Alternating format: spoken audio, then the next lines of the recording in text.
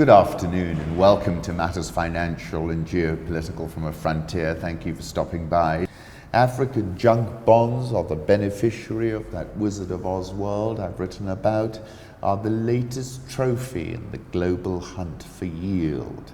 Credit ratings aren't always a differentiating factor. One must appreciate that African bonds are not divorced completely from global financial market developments.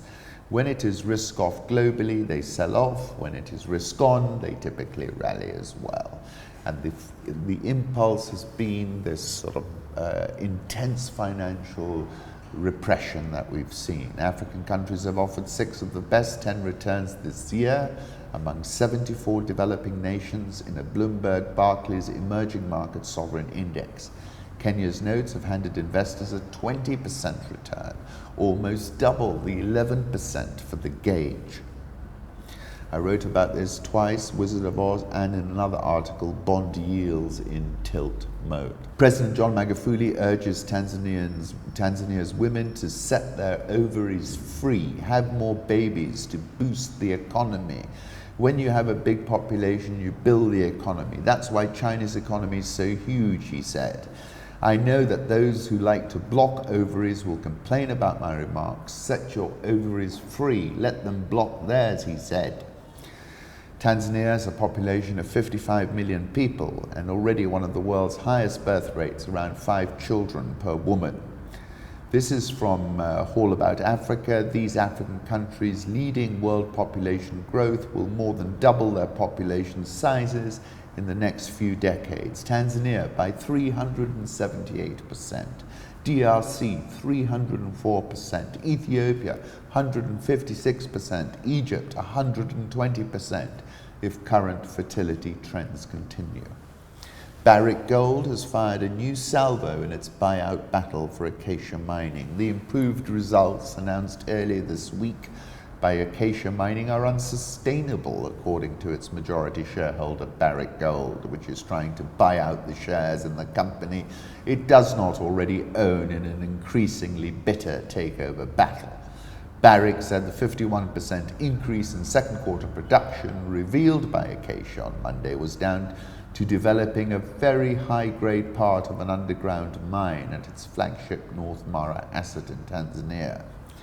Accordingly, it is unsustainable to maintain the underground mine grade of second quarter production, especially when probable mineral reserve replenishment is only being added at a grade of 4.74 G backscore T.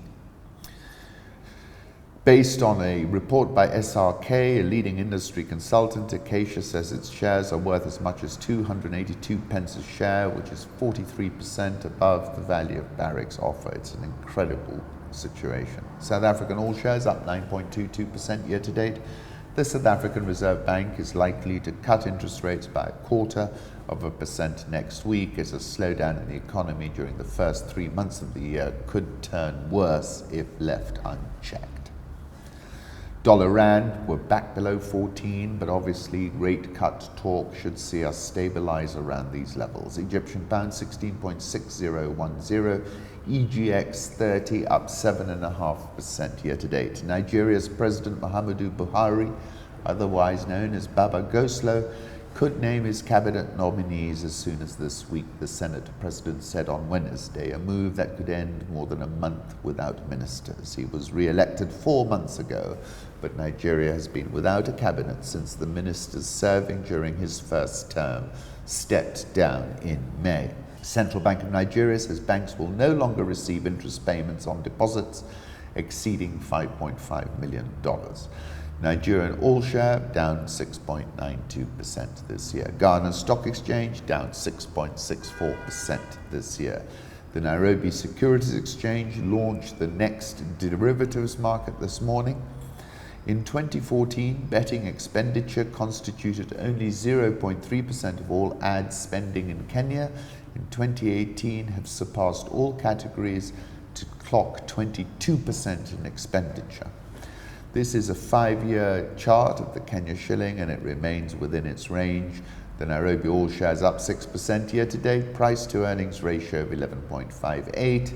and the NSE 20 is down 5.75% this year. Thank you for stopping by.